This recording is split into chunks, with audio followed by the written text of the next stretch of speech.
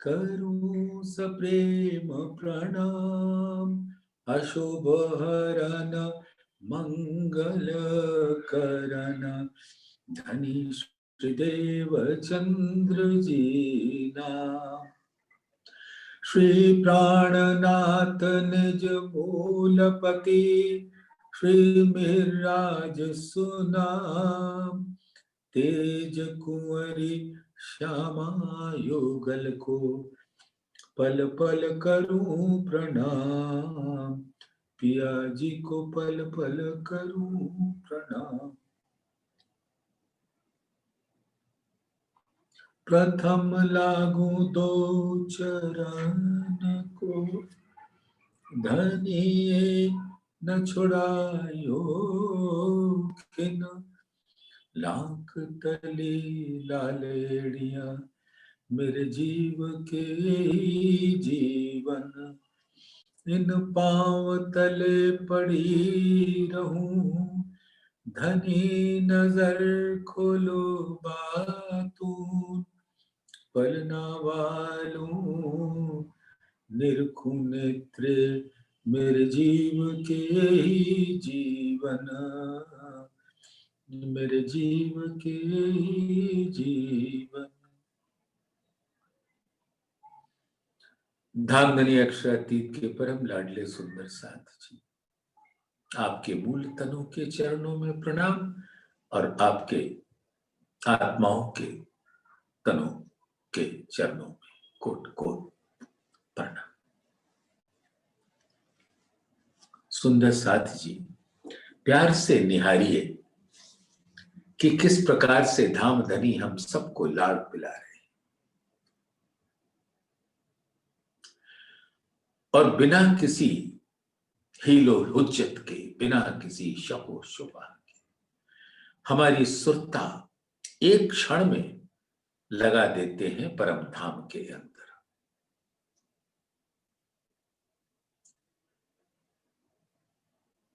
इस संसार में हम आए तो ऐसा प्रतीत हुआ कि हम इस संसार के हो गए और अपने धाम से तटस्थ हो गए, अलग हो गए, दूर हो गए। लेकिन अब इल्म से ऐसा सुंदर जागृति दी है कि यहां रहकर हम इससे तटस्थ हो गए और अपने धाम में पधार गए, अपने मूल में पधार गए। और पधारने के बाद हमने देखा हम तो कहीं आए गए थे ही नहीं, हम तो वहीं बैठे।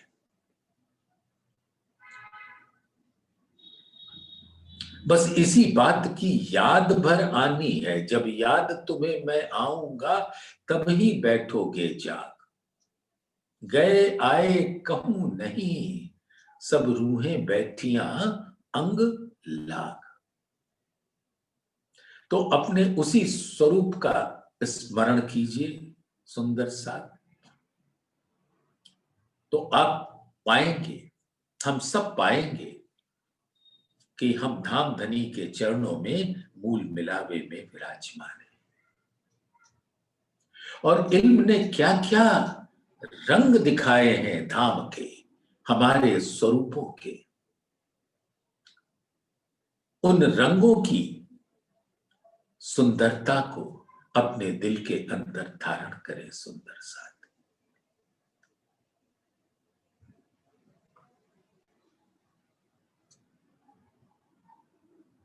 मूल अद्वैत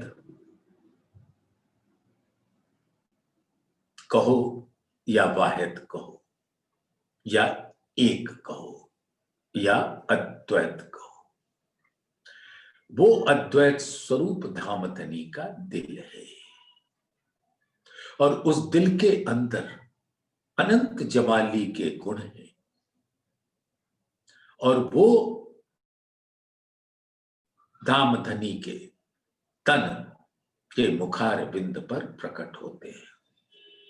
जो गुण हृदय अंदर सो मुख देखे जाने जाए, ऊपर सागरता पूर्ण ताथे दिल की सब देखा है। हक के मुख का नूर जो, सो नूरे सागर जान, तेज ज्योतिया सलूकियां, शोभा सागर भरया आसमान। तो वो मार्फत का स्वरूप जब हकीकत में लीला में प्रकट होता है, तो वो अद्वैत ही प्रकट होकर लीला करते हैं, हर रूप धारण करके। सबके तन वैसे ही हैं जैसे जुगल स्वरूप के तन है, आकार जुदा जुदा, लेकिन है सब धामधनी के नूर तन।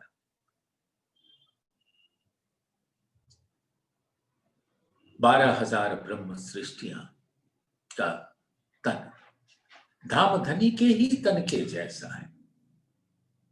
सुंदर साथ जब कभी भी किसी के भी मुख से धामधनी निकले उनकी याद में, तो ये जानो जुगल स्वरूप की बात हो रही है।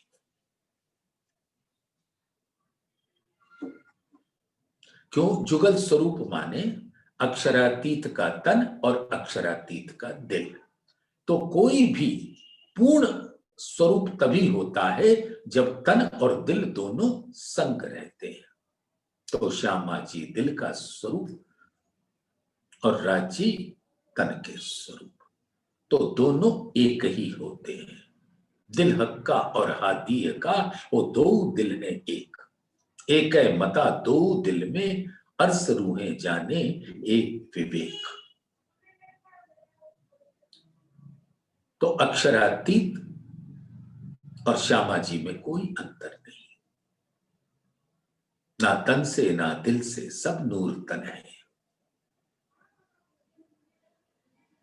और दिल अपने अनंत संपदाओं के साथ परम धाम के 25 पक्षों के स्वरूप में लहराता है। जब भी सुंदर साथ, धामधनी तो कहते हैं हमेशा, लेकिन आप सब सुंदर साथ समझते हैं कि इस संसार में इस तन में रहते हुए एक सीमा आ जाती है। हम अष्ट प्रहर 64 घड़ी चितवन की अवस्था में नहीं रहते। जो इंद्रावती आ चुकी हैं, वो संबत 1751 में उनके आदेशों से जब श्री गुम्मट जी की तरेटी में श्री जी साहेब जी के स्वरूप को चंदन के झूले में तरेटी के मध्य में विराज दिया, जिनके ठीक ऊपर दुनिया के दर्शनार्थ 12 थंभों के बीच में उन्हीं का वांगमय स्वरूप, जो इस संसार में उनके हुक्म का स्वरूप है, आवेश का स्वरूप है, वो लीला करता है। तो वो स्वरूप जो तरेटी में चंदन के झूले पर विराजमान है, जिनके अंदर इंद्रावती का दिल और उनके अंदर धामधनी का आवेश, और वो इंद्रावती की आत्मा अपने अंतर चक्षुओं से अब परम धाम में रमण करती है। और वही एक स्वरूप ऐसा है जो कह सकते हैं कि 8 प्रहर 64 घड़ी धाम की चितवन में मग्न रहती है। हम सबके लिए ये सिखापन है कि हम भी जितना हो सके अपने हादी के कदमों कदम चले। अब कोई 10 मिनट करता है, तो कोई 1 घंटा, कोई 2 घंटा, कोई 4, 8, 16, जैसा जैसा जिसका प्रयास होता है, और जैसी जैसी धामधनी की मेहर बरसती है, और जैसे जैसे उन तनों को हुक्म होता जाता है, वैसे वैसे वो चितवन में लीन होने लगते हैं। सुरत एक ही राखिए, मूल मिलावे माए, श्याम श्यामा जी साथ जी, तले भोग बैठे हैं जाए।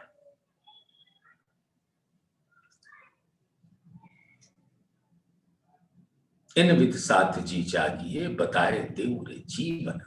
दामदनी कहते हैं आप तो मेरे जीवन हो। इन विध साथ जी जागिए बताए देव रे जीवन। श्याम श्यामा जी साथ जी चित बैठे चौक वतन।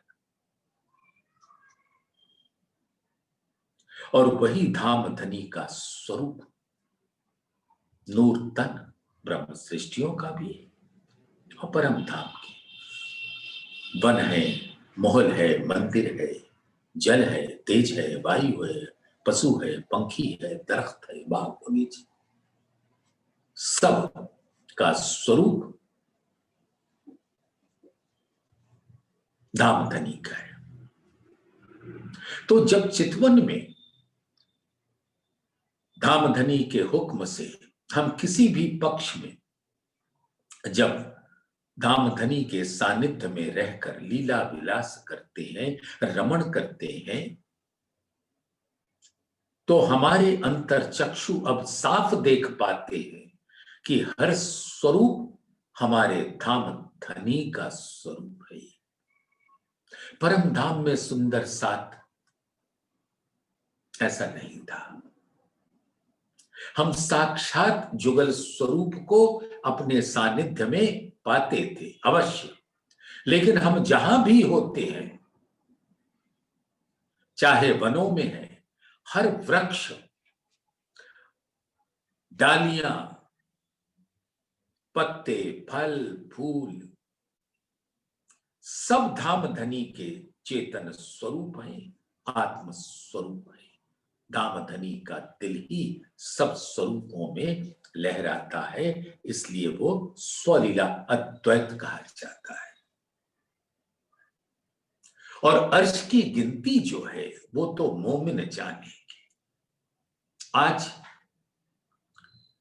धाम धनी की कृपा से प्रकरण 10 में फूल बाग में आज हम लोग चलकर छीलेंगे, लेकिन उसके पहले धाम धनी की प्रेरणा से कुछ कहने का दिल कर रहा है। ये गिनती विध विध के तरीकों से बताई गई है कि सुंदर साथ यहां का मसाला लेके धाम को अपने दिल में खड़ा कर ले।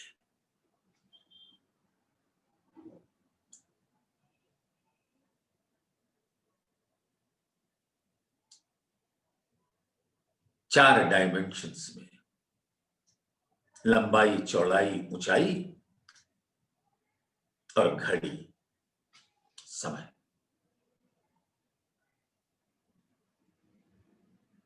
और उसके अंदर स्वयं अपने आप को साक्षात महसूस करें तो हम पाएंगे कि जैसे कोई भी महल मंदिर के अंदर की लीला होती है,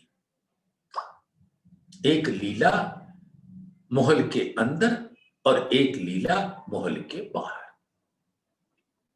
अब अपना रंग महल का स्वरूप देखें सुंदर साथ।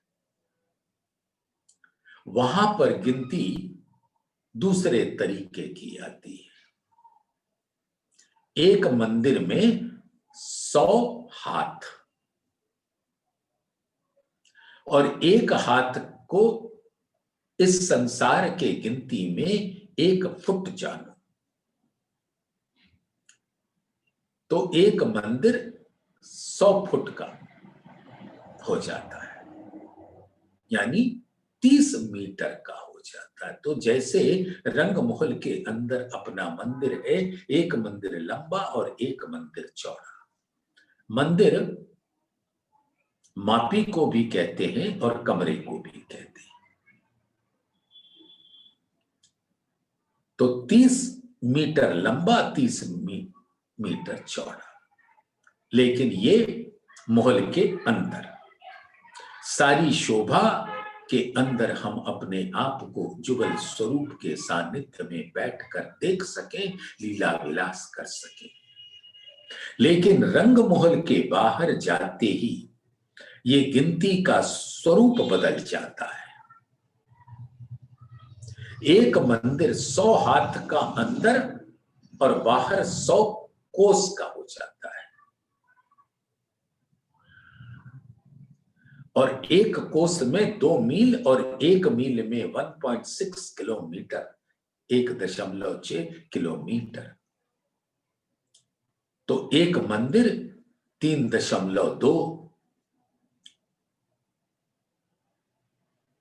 एक कोस में 3.2 किलोमीटर, और एक मंदिर में 100 कोस तो 320 किलोमीटर।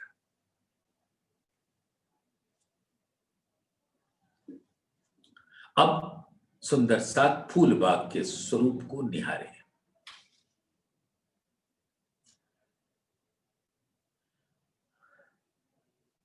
अपने रंग महल के 4 बड़े चहबच्चे, तो पश्चिम के तरफ एक नैऋत्य कोण में चहबच्चा है 16 हांस का, और वायव्य कोण में एक 16 हांस का चहबच्चा। दोनों के बीच में अगर बाहरी मंदिरों से देखें तो, या भीतरी मंदिरों से देखें तो 1500 मंदिर, जैसे अपने रंग महल की परिधि 6000 मंदिर की होती है, जिसको गृध कहते हैं। तो चारों दिशाओं में 1500 1500 1500 1500 हो जाते हैं। अग्निकोण से नैऋत्य कोण 1500, जिसके से लगा हुआ दक्षिण की ओर बटपीपल की चौकी, और नैऋत्य कोण से वायव्य कोण के बीच में लगता हुआ नूरबाग, उसके ऊपर फूलबाग, उसके आगे पश्चिम की तरफ अन्नवन, फिर धूप तलीचा, फिर पश्चिम की चौखा।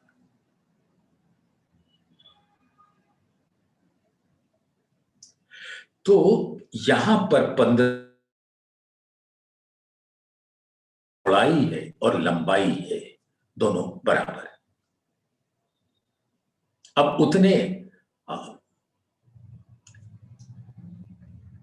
विश्लेषण नहीं करेंगे कि 15 मंदिर एक चहबच्चा में आ गया, 15 एक चहबच्चा में, तो बाहर से 1470 दिखेंगे, भीतर से 1500। आप 1500 का मान लें, और 1500 मंदिर जब बाहर आया तो उसकी चौड़ाई सुंदर साथ 4,80,000 किलोमीटर होती।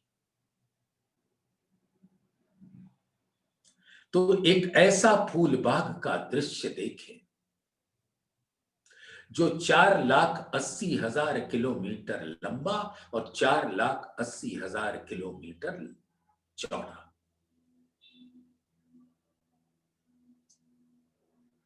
नूरबाग की जो छत है वो धाम रौस से कमर भर नीची है।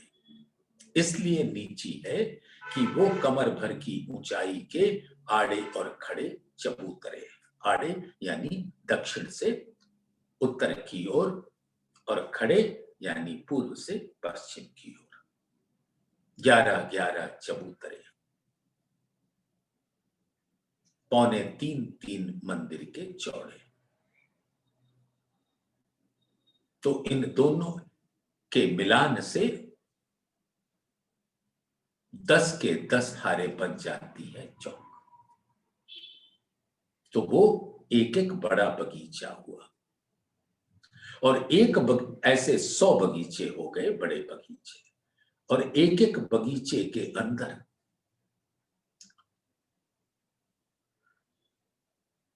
16-16 बगीचे हैं, छोटे बगीचे। तो कुल मिलाकर 1600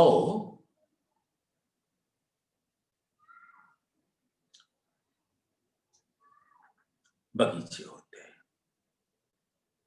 और एक एक बगीचे के अंदर 169 वृक्ष होते हैं। इस प्रकार से अगर हम टोटल देखते हैं तो 2,70,400 वृक्ष होते हैं, और किनार के वृक्ष ले लें तो 2,71,964 वृक्ष होते। तो सुंदर साथ इन गिनतियों को मत देखे, बस शोभा को देखे।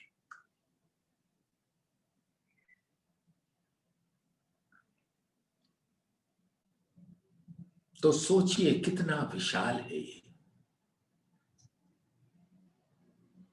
और इन 3.25 मंदिर के जो आड़े खड़े चबूतरे हैं, कमर भर ऊंचे, धाम के रौस से लगते,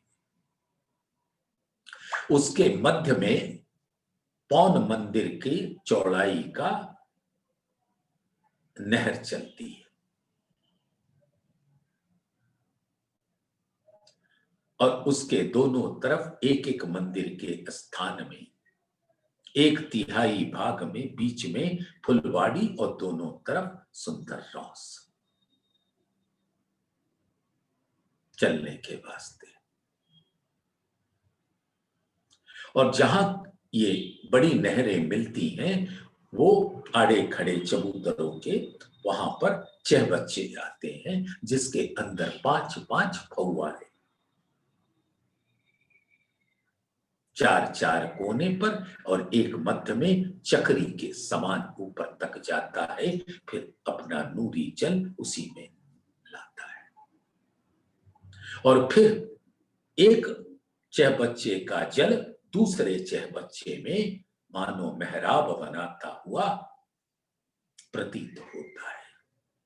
ये सब आत्माएं हैं और एक दूसरे से अरस परस होती है, यही भाव रहता है। तो ये इतना विशाल, इसकी विशालता को दिल में सुंदर साथ ले ले। इसकी विशालता का एक थोड़ा सा अनुभव देता हूं। इस भारतवर्ष से अमेरिका का दूरी 16,000 किलोमीटर समझिए।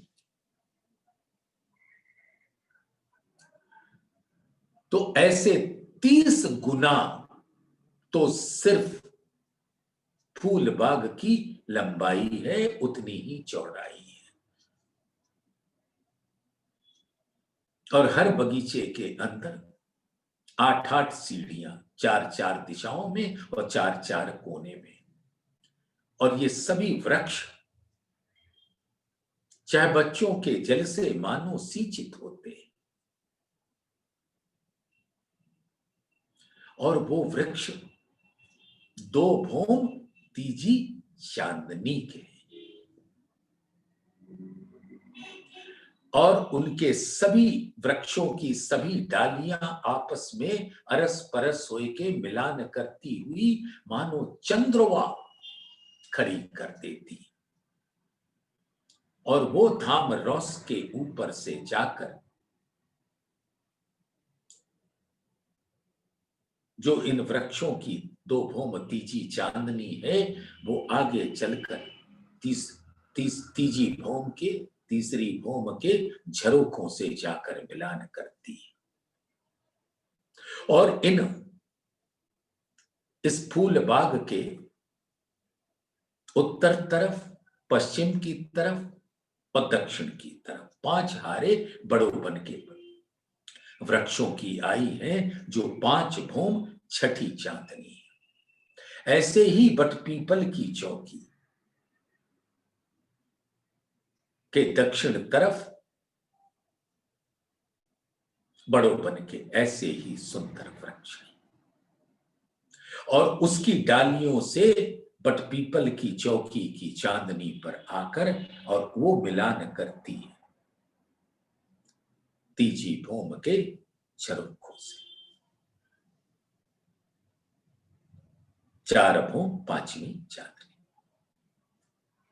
इस प्रकार से बड़ों बन के वृक्ष बटपीपल की चौकी को माध्यम बना के प्रवेश कर जाते हैं रंगमहल के अंदर। ऐसे ही फूल बाग के तीन तरफ जो बड़ो वन के वृक्ष हैं और सबके अंदर अद्भुत मेवे, फल, फूल, फूल बाग के अंदर सुगंध और अनंत रंग की शोभा है। अब इसको तो सुंदर साथ बस अपना चितवन लगा ले। हर वृक्ष को धामधनी का मुस्कुराता हुआ स्वरूप देखे। उसकी डाली हो,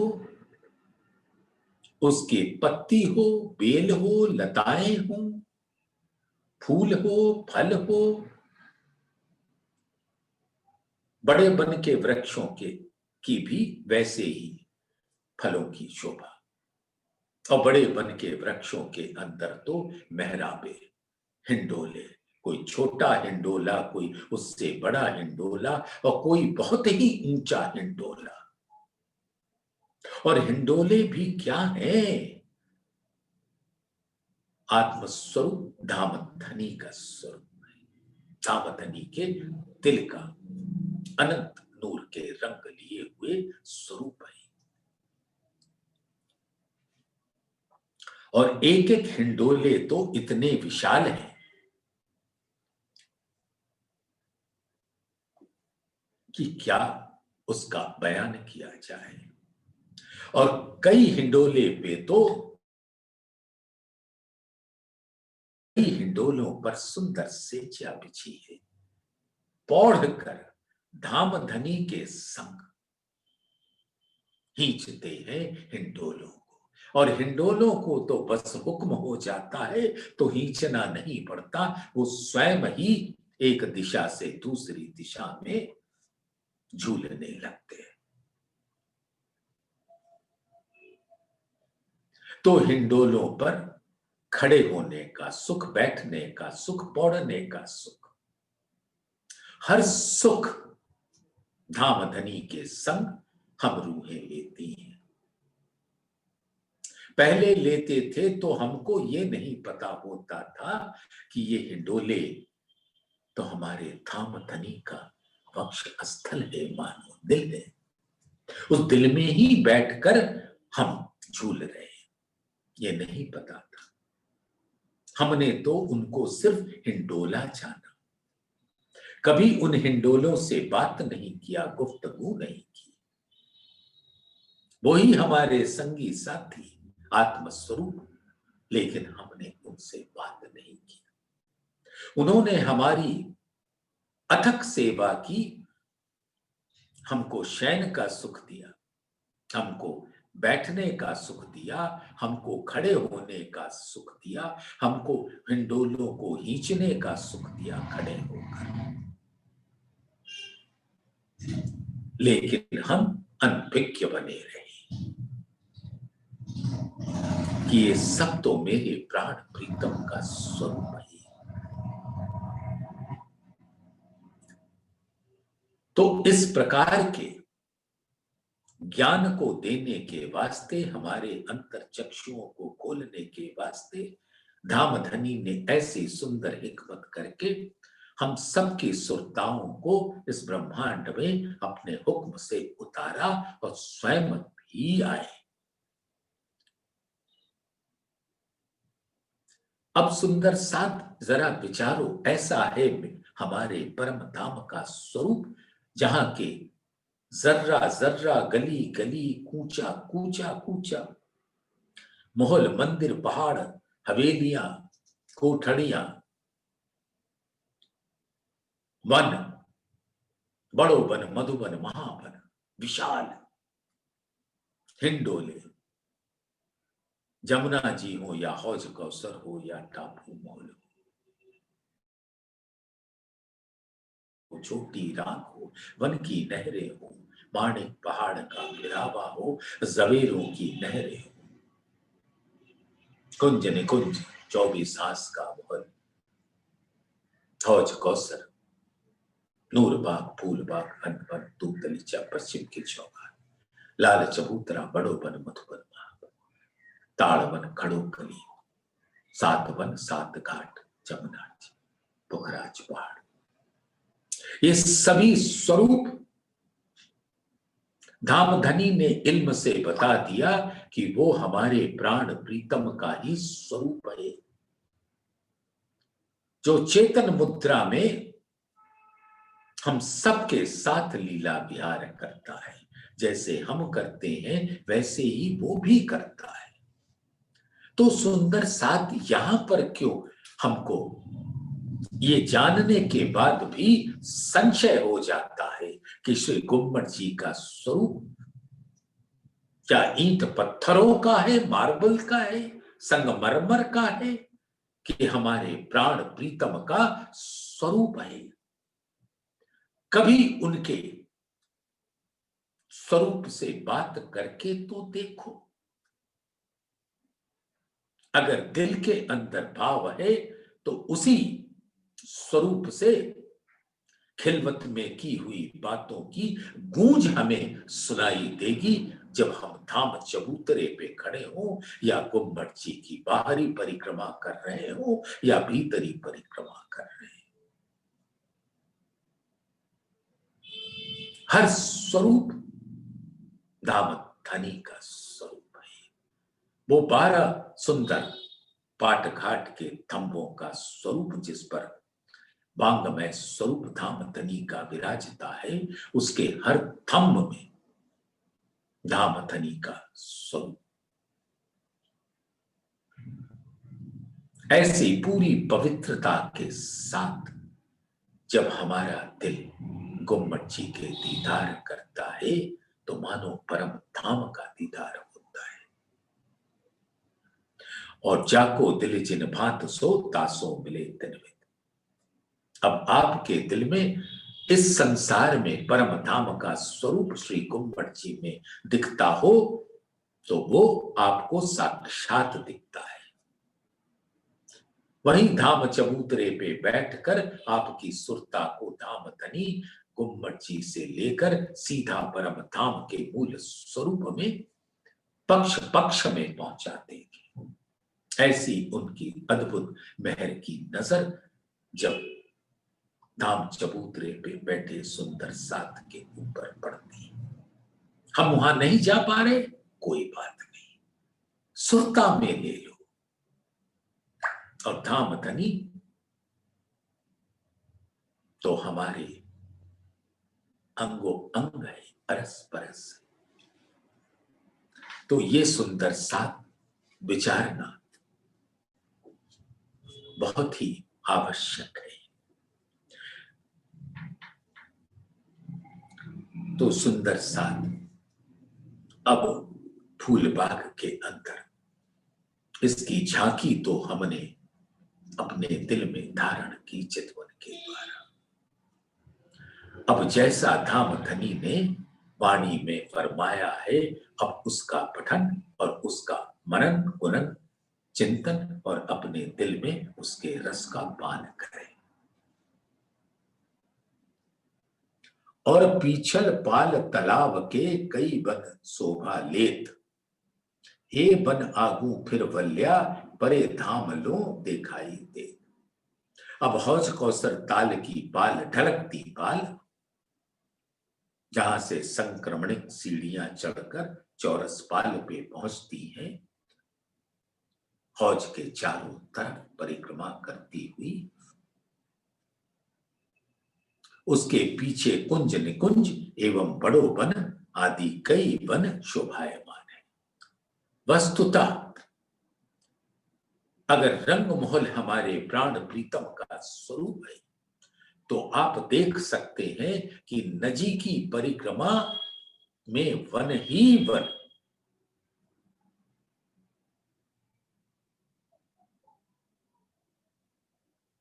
चारों तरफ वन की अद्भुत शोभा है।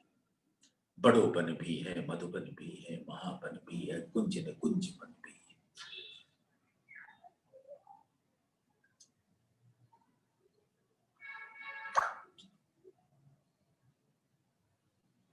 तो ऐसे सभी वन जिन्होंने घेर रखा है रंग महल को,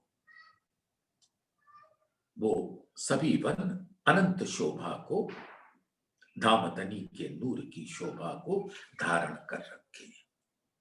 ये वन हौज कौसर ताल के पश्चिम से उत्तर की ओर घूमते हुए रंगमहल के पास तक विद्यमान है। ताल को बीच ले के मिलिया धाम दिवालों आए, कई मेवे केते कहूं अगणित गिने न जाए। बड़ो वन हौज कौसर ताल को घेर कर रंगमहल की दीवार तक आ गया है। इस वन में अनेक प्रकार के इतने मेवे हैं, फल हैं कि जिसका बयान नहीं किया जा सकता। अब जब हम कहते हैं कि वो मेवे अत्यंत स्वादिष्ट है, इसके मतलब ही ये है कि हर मेवे से इश्क का रस बहता है, क्योंकि हर मेवा धामधनी का तन है और उसके अंदर रस जो है वो धामधनी का दिल है और वो आनंद है। इसलिए उसका अद्भुत स्वाद होता है।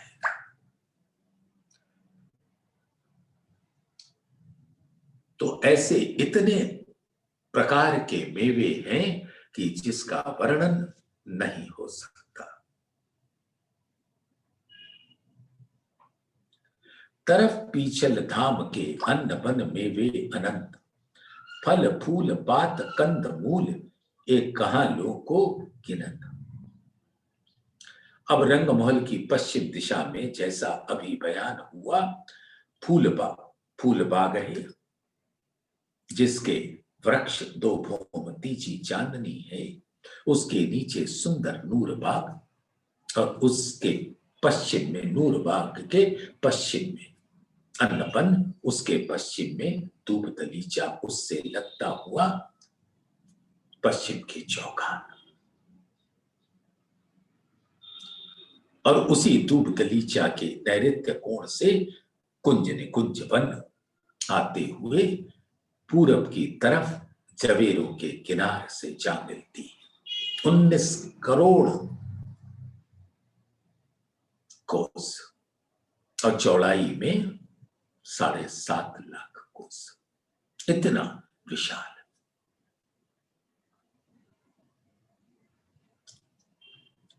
और जो ये फूल बाग आपने 1500 मंदिर का लंबा चौड़ा सुना, ऐसे ही अन्नबन है और दूब दलीचा है,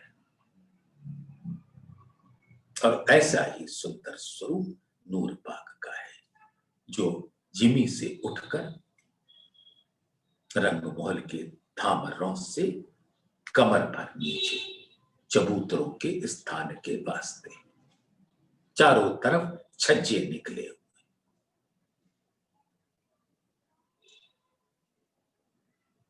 और फूल बाग में अनेक प्रकार के जितने वृक्ष हैं, उनके अंदर अनंत सुगंध वाले फूलों के बगीचे, और जो अन्नबन है वहां तो अद्भुत खेत लहराते हैं, और दूब दलीचा मानो पार्क हो।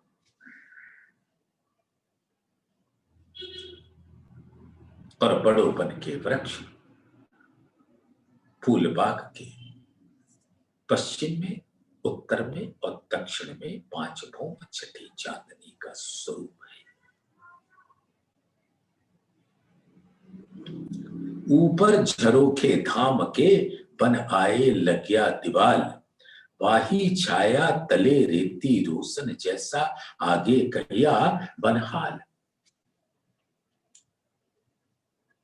अब रंगमहल की ऊपर की भूमिकाएं के जो झरोखे हैं पश्चिम की तरफ मुख करके, ये तीजी भौम के झरोखे से दूजी भौम के झरोखे से जा मिलती है, और इतना सुंदर मानो चंद्रमा का स्वरूप धारण करे। और इन सभी बगीचों के अंदर उन चंद्रमा के नीचे अनंत नूर वाली रहती है।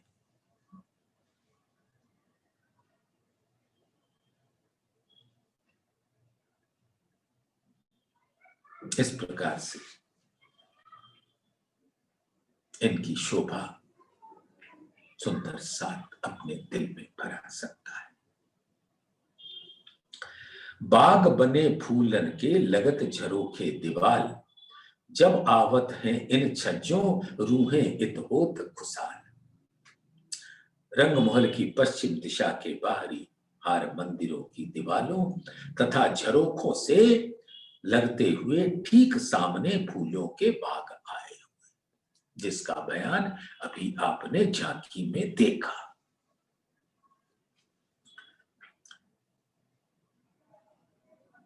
जब सखियां इन बाहरी हार मंदिरों के छज्जों से यानी झरोखों से आकर सामने दृष्टि गोचर होने वाले फूल बाग का अति मनमोहक दृश्य देखती है तो मानो लोटपोट हो जाती, आनंद के सागर में गोते लगाने लगती।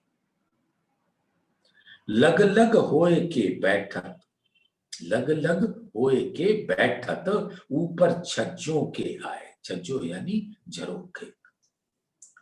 आगू उठत ऊंचे फुहारे जल झलकत मोती गिराए। अब ये फूल बाग के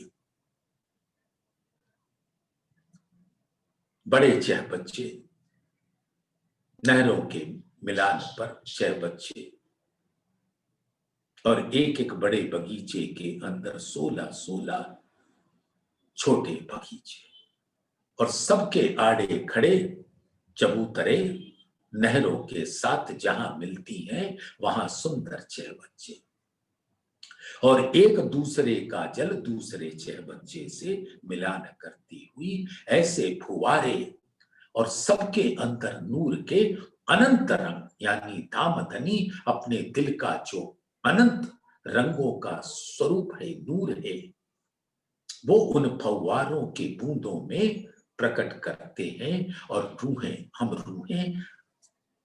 अपने अपने मंदिरों के छज्जों पर आकर पश्चिम की तरफ मुख करके इस मोती की बूंदों को निहारती हैं और उसके रस का पान करती हैं और मानो उन फुवारों की फूई हम सबको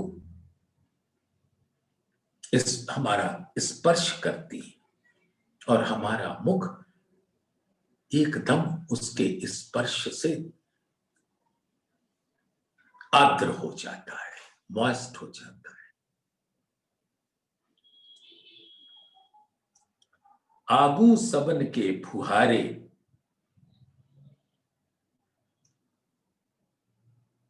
और आगू सबों के फूल देख देख ए चहबच्चे सबे होत सनकुल। सब सखियों के सामने की तरफ फव्वारों तथा फूलों की अनुपम शोभा देखकर सुंदर साथ हम सब आनंद के सागर में हिलोरे लेते रहते हैं।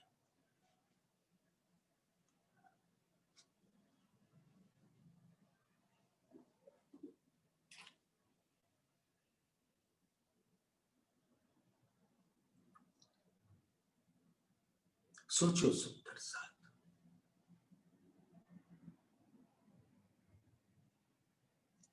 इतने वृक्ष, इतनी नहरें, इतने चहबच्चे और इतने फुआरे और सबके अंदर नूर के श्वेत मोती के मानो ड्रॉपलेट्स हैं, बूंदे हैं और वायु के स्पर्श से वायु इन फुआरों का स्पर्श करके अति शीतल हो जाता है। फुहारों की फुई भी हमको छूती है और वायु भी छूती है और वायु भी आत्म है, ये फुहारे भी आत्म स्वरूप है।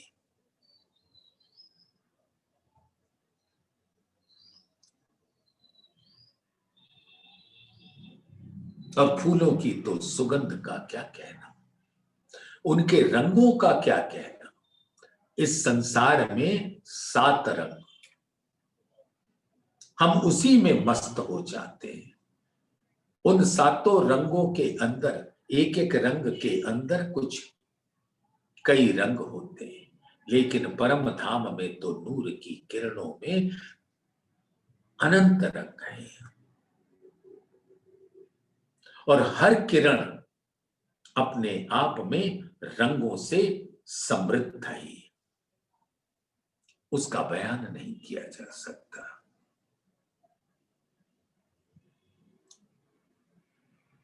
तो ऐसे फव्वारों तथा फूलों के दृश्य को देखकर आत्मा निहाल हो जाती है।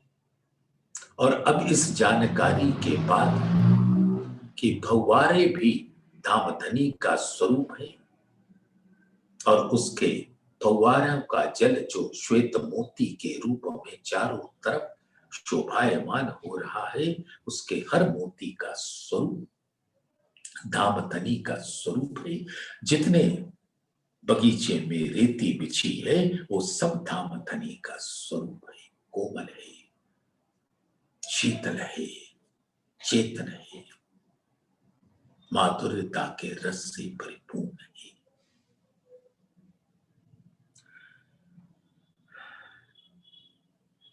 छलकत छोले चह बच्चे, और चह बच्चों में लहराता हुआ जल हमेशा छलकता रहता है। नहरें चलत तेज नूर, सो विचरत सब बगीचों पीवत हैं भरपूर। अब चह बच्चों से लहराता हुआ जल छलकता रहता है, नूरी जल तीव्र गति से हर नहरों के अंदर दौड़ता है मानो। हर कोई धामधनी को पाना चाहता है। स्वयं भी धामधनी का ही स्वरूप है, लेकिन लीला में विध विध के आकार हैं, आकृति है। और इन्हीं नहरों से सभी बगीचे मानो सिंचित होते हैं। और चह बच्चे जितने हैं, वहीं से जल इसके अंदर आता है। जो लगया चबूतरे चह बच्चा, बुजुर्ग बड़ा विशाल, उतरता जल इतते नहरे चलत इनहार। रंग मोहल के चबूतरे से लगते हुए नैऋत्य एवं वायव्य कोण के जो 16 हास के सुंदर बड़े विशाल चह बच्चे, ये दोनों चह बच्चे आकृति में अन्य चह बच्चों की अपेक्षा बहुत विशाल है। इन दोनों चह बच्चों से फूलबाग की नहरों में जल प्रवाहित होता रहता है। विचरत जल चह बच्चों, सो गिरे लगे पहुंचत, इसी भांत झरोखे बगीचे, माहे रूहे केली करत। इस प्रकार इन बड़े चह बच्चों से जल छोटे चह बच्चों में पहुंचता है, और नहरों के माध्यम से फूल बाग के हर किनारे तक, यानी संपूर्ण बाग में पहुंच जाता है। और सखियां भी इन झरोखे में बैठकर अनंत प्रेममयी लीलाएं करती हैं, किलकारियां मारती हैं, प्रसन्नता का, संकुलता का इजहार करती है। सब एक दूसरे से गलबैयां डालकर आलिंगनबद्ध हो जाती हैं, ऐसी सुंदर आभा को देखकर। माहे रूहे केली करत, विध विध की क्रीड़ा करते इन झरोखों पर आकर। जब इन बगीचों के अंदर घूमते हैं, नहरों के दाएं बाएं चह बच्चों, नहरों के दाएं बाएं रौस पर, तो वो जल हमको इतना मधुर स्पर्श का सुख देती है कि उसका बयान शब्दों में नहीं किया जा सकता।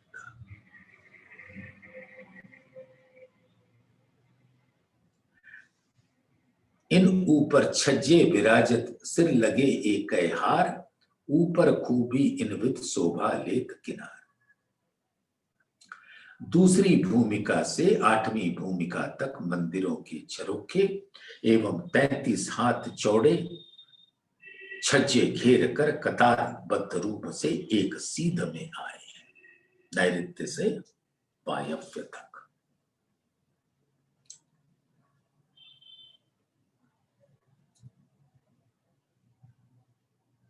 और 9वीं भूमिका पर एक मंदिर का चौड़ा छज्जा जो निकला हुआ है, उस छज्जे की किनार पर थंभों की एक सुंदर हार आई।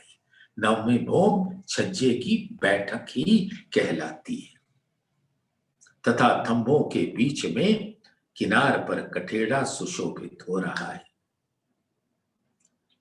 और हर इन भूमिकाओं से हम इन फव्वारों की, इन वृक्षों की, इसके सुगंध की शोभा को आत्मसात करते हैं।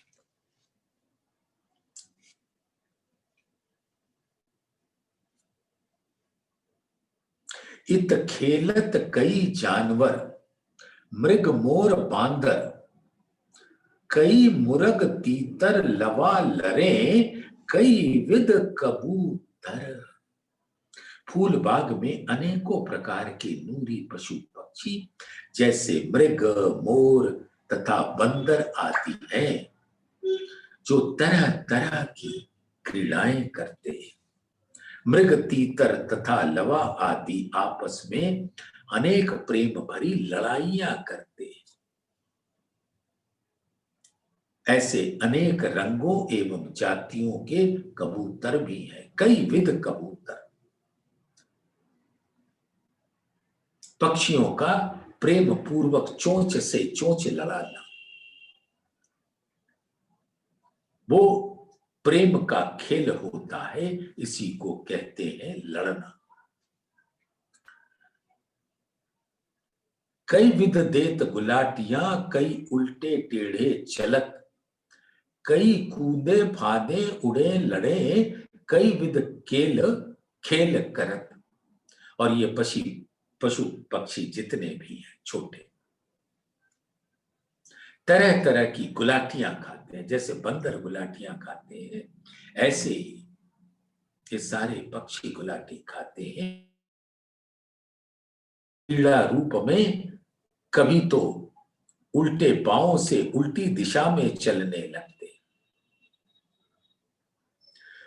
तो कभी तिरछे तिरछे चलते हैं, कभी ऊंचाई से कूदते हैं और कभी लांघते हैं, कभी आकाश में उड़ने लगते हैं फूलबाग के ऊपर, और कभी प्रेममयी क्रीड़ाओं के रूप में लड़ाई करते प्रतीत होते हैं। और इस प्रकार की अद्भुत लीलाओं का रसपान हम रूहें पश्चिमी 1500 मंदिरों के छज्जे पर बैठकर लेती, और हमारे नैन तो दसों दिशा की हर चीज देखते हैं। और भी खूबी रूह नैन की चीज दसों दिशा सब देखत, पाताल या आसमान सब नसरों आवत। जब उन छज्जों से बैठकर हम दो भूमतीजी चांदनी वृक्षों की चांदनी को देखते हैं, तो उस चांदनी के भीतर नीचे कैसे बगीचों की शोभा आई, फव्वारों की शोभा आई, वो सब हमको दिखता है। एक नाचे गावे स्वर पूरे,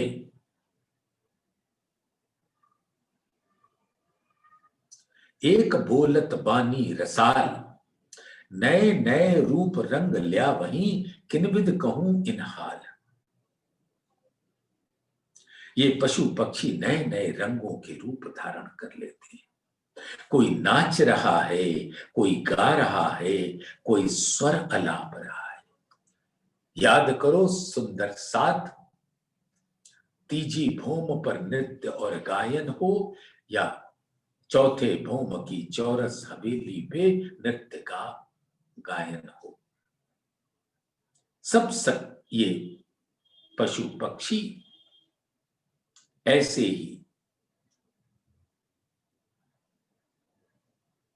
नाचते हैं, गाते हैं, स्वर पुराते हैं। अब कुछ तो ऐसी प्रेम के रस से भरी हुई मीठी मीठी वाणी बोलते हैं। इनकी इन मनमोहक लीलाओं को देखकर दिल आनंद के सागर में डूब जाता है। और केते कहूं जानवर, छोटे बड़े करें खेल, एक खुशाली खाबंद की, रूहों करावे इश्क खेल। और कुछ पशु पक्षी छोटे हैं तो कुछ बड़े, मैं कहां तक इनका वर्णन करूं, ऐसा महामती जी कहते हैं। ये सभी तरह तरह की लुभाने वाली प्रेममयी लीलाएं करते हैं। और इस आनंदमयी लीलाओं जिसमें सखिया इन पशु पक्षियों पर चढ़कर उनके संग ही तरह तरह के लीला में मशगूल हो जाती।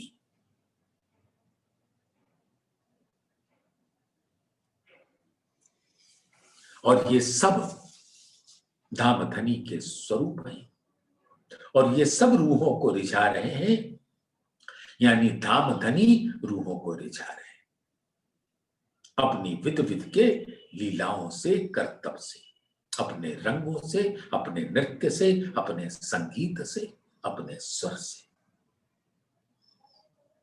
एक खिलौने खावंद के सब विध के सुखकार, कोई विद्या छिपी ना रहे, जाने खेल अपार।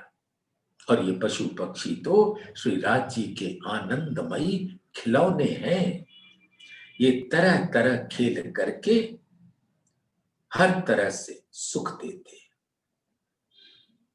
और कोई भी हुनर, कोई भी विद्या इनसे छिपी हुई नहीं है। वो अच्छी तरह जानते हैं कि किस प्रकार से क्रीड़ा करके रूहों को रिझाया जा सकता है, अंतोतगत्वा धामधनी को रिझाया जाता है। जित तले 10 खिड़कियां इतते रूहें उतरत, फिरत सैर इन बन को जब कबू आवे हक इत। अब कहने को तो कबू आवे, वो तो हर घड़ी हमारे अंगे संगे है।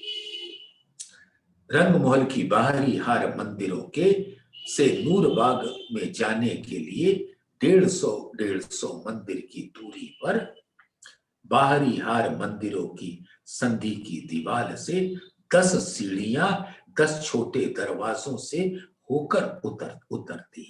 1500 मंदिर है तो 150 मंदिर पर ऐसे 10 दरवाजे आते हैं, छोटे दरवाजे। कई बन हैं फूलन के, इन बन को नाही सुमार, कई भांते रंग, कई जुगते, कई कांगरियां किनार। यहां फूलों के इतने प्रकार के वृक्ष हैं कि उनकी कोई सीमा नहीं। कई बन हैं फूलन के, यहां अनेकों रंगों की बनावट के अनंत फूल हैं, अनंत रंगों के साथ, अनंत सुगंध के साथ।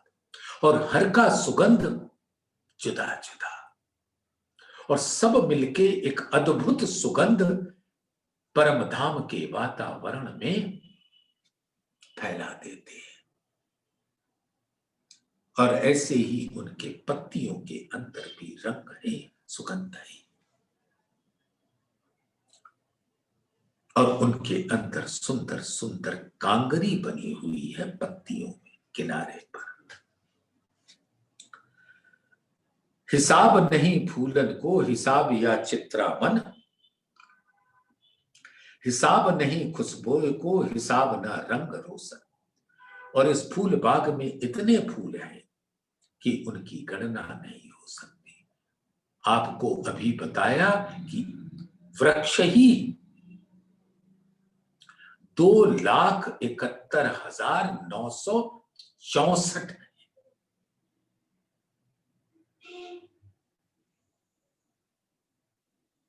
उस गृद में जो 4,80,000 किलोमीटर लंबे चौड़े,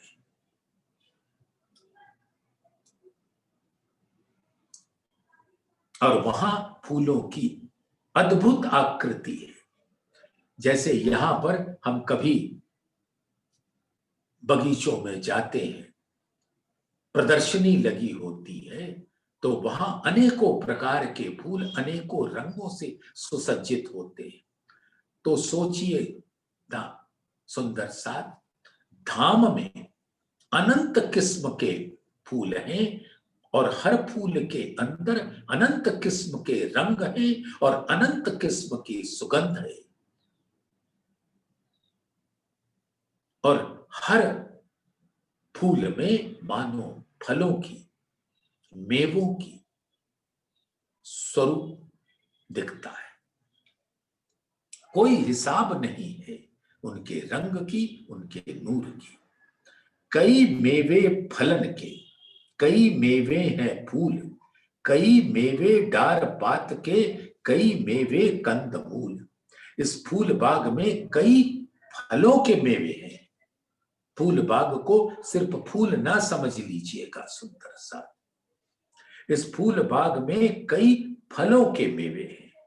तो कई फूलों के ऐसे भी मेवे हैं जो डालियां तथा पत्तियों से तैयार होते हैं। इसी प्रकार कंद मूलों के भी रूप में पैदा होने वाले अनेक प्रकार के मेवे विराजमान हैं।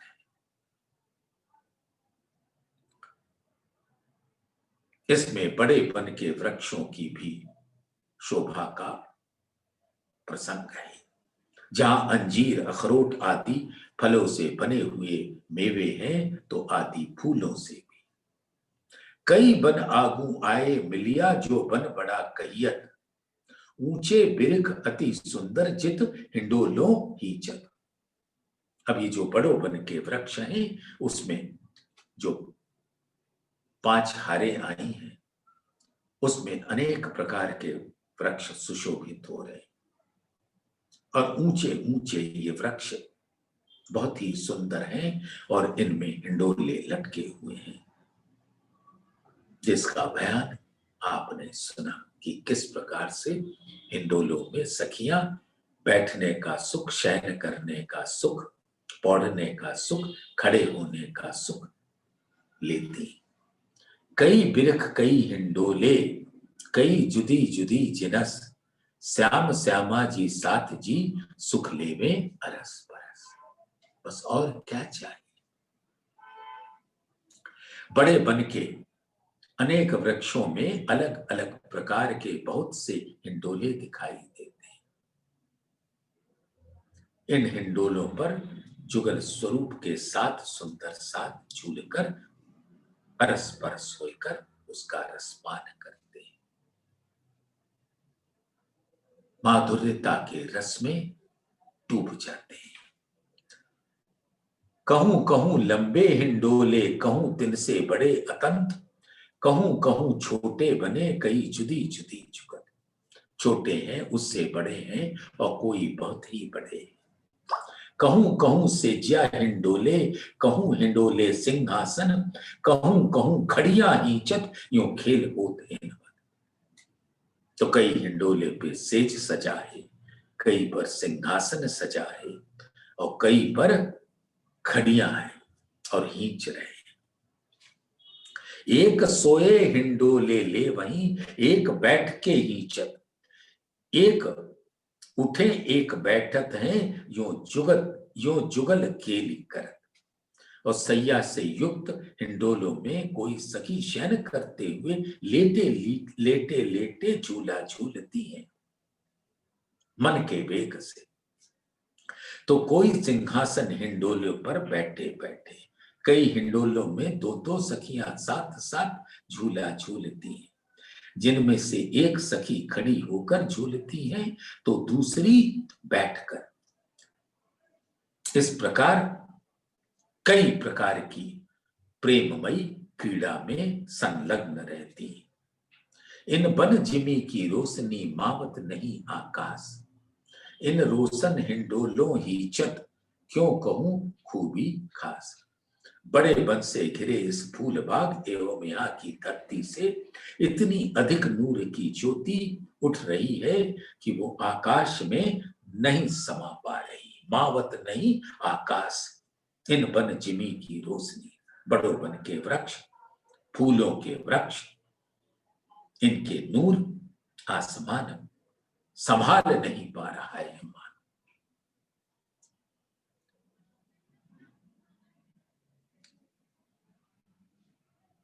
जिस समय युगल स्वरूप के साथ सखियां इन जगमगाते हुए हिंडोलों में झूलती हैं, उस समय की अनुपम शोभा का बयान शब्दों में कैसे किया जाए। इस तरफ चबूतरा धाम का आए मिलिया बन इत, श्री महामत कहे इन अकलें क्यों कर करूं सिफत, क्यों कर करूं सिफत।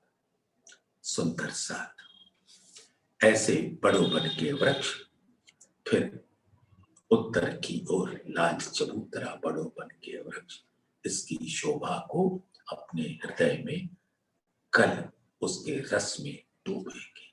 बोलिए श्री प्राणनाथ प्यारे। धाम के